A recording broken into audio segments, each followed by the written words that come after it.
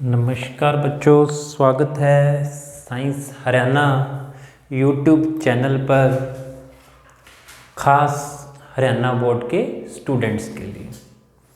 Students, इस बार जो हमारा मेन एम है साइंस के लिए वो रहेगा एक्टिविटीज़, प्रैक्टिकल्स।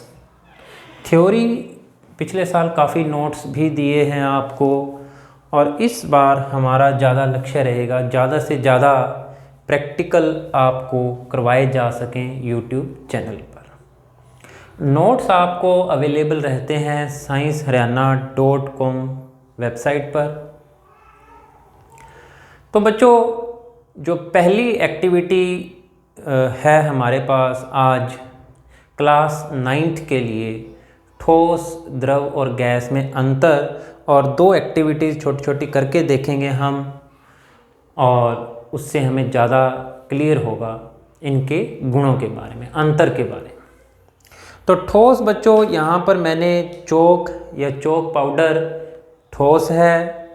यहाँ पे एक बीकर के अंदर मैंने पानी ले रखा है, यह द्रव है, और एक बीकर खाली पड़ी है, इसमें क्या है बच्चों? गैस है। गैस हमारे चारों तरफ वायुमंडल है। तो बच्चों, थोड़ा सा अंतर जान लो ठोस, द्रव और गैस में। फिर हमारी जो एक्टिविटी है इसकी दो, एक तो संपीड़ितता, आकार, आयतन और संपीड़ितता, 3 एक्टिविटीज़ आज हम यहाँ समझ पाएंगे छोटे छोटे प्रयोगों की सहायता से। तो आकार, ठोसों का आकार निश्चित होता है बच्चों।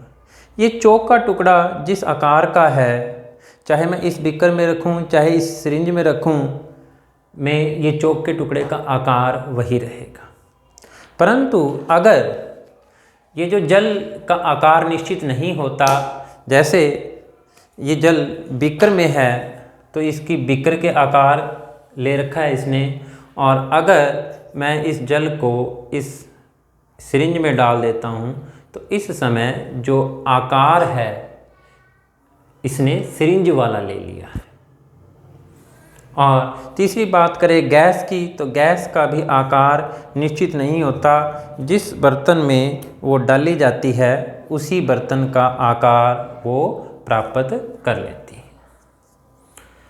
तो बच्चों, पहली बात हमारे सामने आ गई आकार की। दूसरी बात आएगी आयतन की। आयतन जो है ठोसों का निश्चित होता है। आयतन का मतलब बच्चों कि उसने कितनी जगह घेरी हुई है। आकार तो निश्चित है ही है ठोसों का, आयतन भी निश्चित होता है ठोसों का।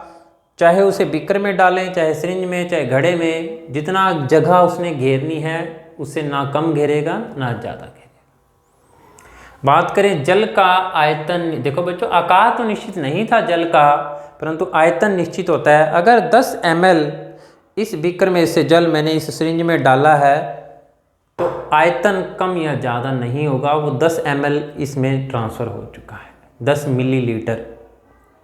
तो जल का आयतन निश्चित होता है, आकार निश्चित नहीं होता।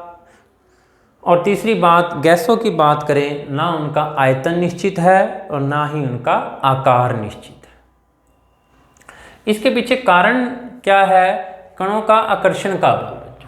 ठोसों में जो कणों के बीच आकर्षण का बल है वो इतना अधिक होता है कि ना तो वो उनका आकार बदलने देता, ना उनका आयतन। द्रवों में आकर्षण का बल, कणों के बीच आकर्षण, देखो बेटे दूर दूर कण दिखाएं, भी थोड़ा सा आकर्षण का बल कम होता है द्रवों में ठोसों के मुकाबले में। और तीसरी बात गैस करें, गैस के कण बहुत दूर दूर होते हैं तो उनके बीच में आकर्षण का बल ना बराबर होता है। यही गुण इन दो गुणों को कारण बनता है कि आकार निश्चित, आयतन निश्चित क्यों नहीं है, क्योंकि आकर्षण का बल ही बहुत कम है गैस के कणों में। अब एक जो प्रयोग हमारी एक्टिविटी है संपीड़ितता। संपीड़ितता का मतलब है कि हम दबाव डालें और उस वस्तु का आयतन कितना कम हो जाता है, वो उसकी संपीड़ितता को दर्शाता है। हम कर क्या रहे हैं? दबाव डालने पर हम कणों को पास पास लेके आ रहे हैं। ठोस में पहले ही वो कण पास पास होते हैं तो ठोसों की संपीड़ितता ना बराबर होती है। इस सिरिंज में मैंने चौक के टुकड़े डाले हैं और मैं दबाने की कोशिश करता हूँ। काफ़ी जोर लगाने के बावजूद भी हमें चूरा करना है। असली प्रयोग में चूरा करके मैं इस सिरिंज में डालूँगा और दबाव डालूँगा तो बिल्कुल भी सिरिंज का ये आयतन कम नहीं होगा। ये दर्शाता है कि ठोस के कण पहले से ही बहुत पास पास हैं, हम और पास लेके नहीं जा सकते। इसलिए संपीड़ितता का गुण ठोसों में ना बराबर ही होता है। द्रवों की बात करें, आइए इस सिरिंज में मैंने जल भर रखा है। इस स्प्रिंग के आगे वैसे असली प्रयोग में तो रबड़ कॉर्क है, लेकिन मैंने हाथ से एक बार इसको दबा लिया है। क्या मैं कुछ इसके दबाव कम कर सकता हूँ? इस समय इसमें 18 ml पानी है। इस पर लिखा हुआ बच्चों 10 ml 20 ml। तो यहाँ जो इसका जो पिस्टन है, ये पिछले वाले भाग को क्या कहते हैं? पिस्टन। पिस्टन को दबाने पर मैं हल्का सा मामूली सा कोई सिरिंज अंदर जाती है। पिस्टन अंदर की तरफ गति करता है ना बराबर। ठोसों में तो कर ही नहीं रहा था, द्रवों में अत्यधिक बल लगाने पर बिल्कुल ना बराबर गया है, पिस्टन अंदर गया है। तीसरी तरफ हम बात करें गैसों की। ये सिरिंज मैंने पिस्टन पीछे की तरफ किया। अब इस सिरिंज में गैस भरी हुई है। मैंने अपने हाथ को आगे रख के इस पिस्टन को दबाना शुरू किया।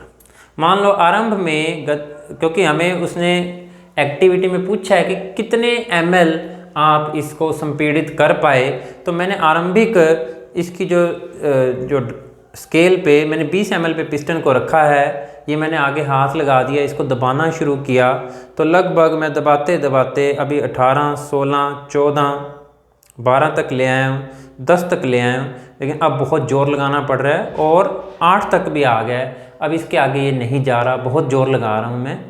इसका मतलब क्या है? इसको छोड़ते ये वापस अपनी उसी स्थिति में आ जाता है 20 ml तक। दबाने पर गैसों के कण, क्योंकि पहले ही बहुत दूर दूर हैं गैसों के कण, दबाने पर गैसों के कण पास पास आ जाते हैं और इसलिए संपीड़ितता का गुण गैसों में सबसे अधिक है। लगभग 12 मिलीलीटर तक मैं इसके आयतन को कम कर पाया आरंभ से लेके अंत तक। तो 12 ml यानी लगभग आधा आयतन कम हो गया, कण बहुत पास पास आ गए। तो संपीड़ितता का गुण गैसों में सर्वाधिक, द्रव में ना बराबर और ठोसों में तो बिल्कुल ही नहीं संपीड़ित कर पाए थे, यानी उसके आयतन कम नहीं कर पाए थे। तो बच्चों आकर्षण का बल सबसे ज़्यादा किसमें है? ठोसों में। क्यों? क्योंकि ठोसों के कण पास पास होते हैं, जैसा कि मैंने डायग्राम में दर्शाया, पास पास दिखाए हैं कण।